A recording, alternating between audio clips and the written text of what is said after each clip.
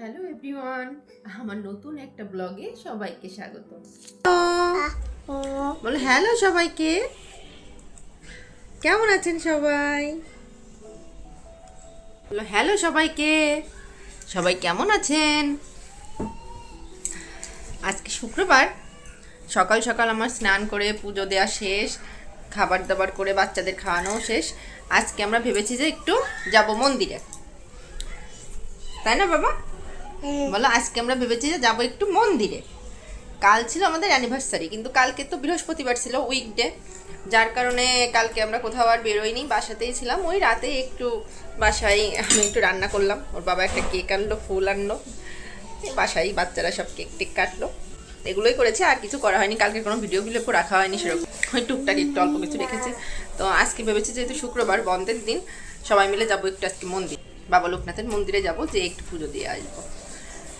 তো সারাদিন ধরে আজকে মন্দিরেই থাকবো, ওই বাইরে একটু টুকটাক ঘুরতেও যাওয়ার প্ল্যান আছে। তো দেখা যাক।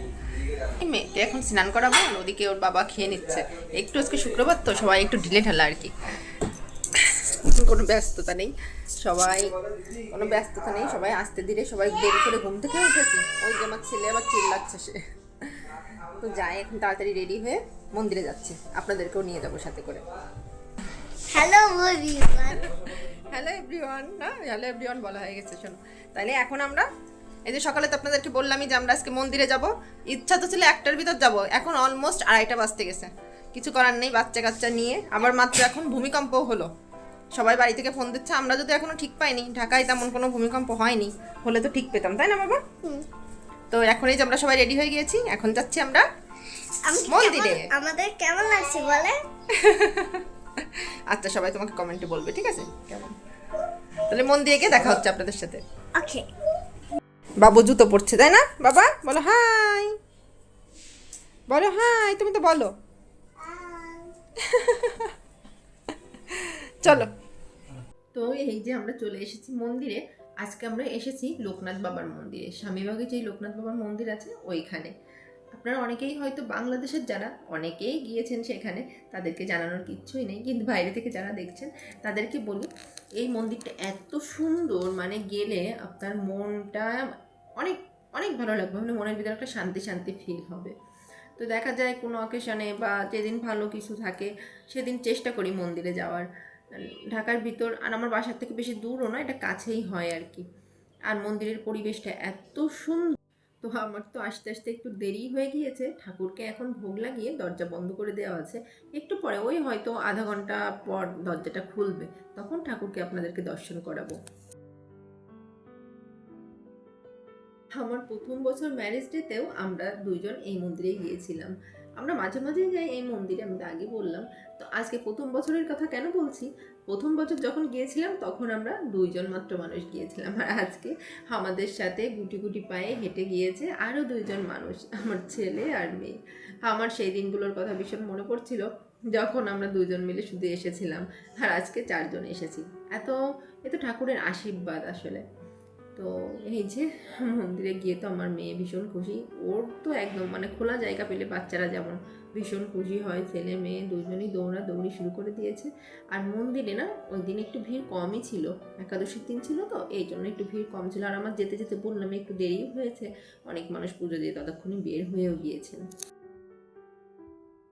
আর মেন বিল্ডিং যেটা বাবা লোকনাথের মূর্তি প্রতিষ্ঠা করা, তার পাশে কিন্তু আরও অনেক দেবদেবী রয়েছে এখানে। মহাদেব আছে, মা কালী আছে, শ্রীকৃষ্ণ আছে, মা সরস্বতী আছে, মানে সব রকম ঠাকুরই আছে এখানে। তো এই যে বললাম আমি, ঠাকুরদের পুজো দেওয়া হয়ে গিয়েছে, সেই জন্য এখন দরজাটা বন্ধ করা আছে। তারপরে যতটুকু পারলাম আপনাদের জন্য ভিডিও ক্লিপ নিলাম।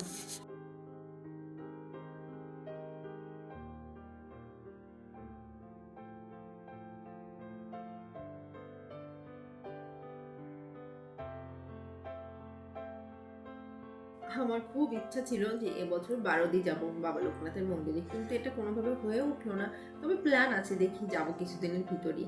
আর বাবুর একটা মানসিকও আছে, ওকে নিয়ে গিয়ে পুজো দিয়ে আসবো ঠাকুরের ওইখানে।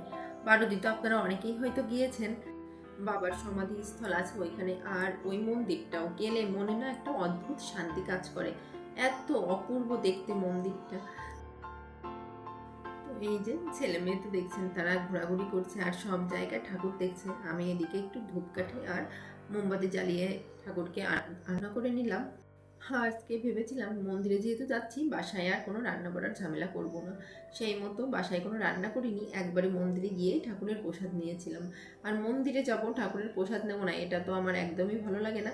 মন্দিরে গিয়ে প্রসাদ না নিলে মনে হয় যে না অর্ধেক কাজ করলাম মনে হয়, মনের ভিতর শান্তি শান্তি লাগে না। আর আমার মেয়ে ভীষণ পছন্দ করে ঠাকুরের মন্দিরের প্রসাদ, তো এই যে ওদেরকে সবাইকে নিয়ে তাই এখন আমরা খেতে বসেছি। আমাদেরও খাওয়া দাওয়া শেষ হয়ে গিয়েছে, মন্দিরের দরজাও খুলে দিয়েছে, সেজন্য এলাম বাবা লোকনাথের চরণে প্রণাম করতে। আর আপনাদেরকেও দেখালাম বাবা লোকনাথকে। আসলে বিশেষ বিশেষ দিনগুলোতে ঠাকুরের কাছে না আসলে আমার মনটা খুঁতখুঁতে লাগে ভীষণভাবে।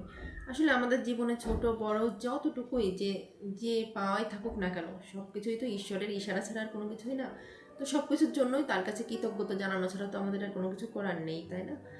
তাই মনে করি যে বিশেষ দিনগুলোতে এই ঠাকুরের কাছে যেয়ে একটু তার কাছে কৃতজ্ঞতা প্রকাশ করা।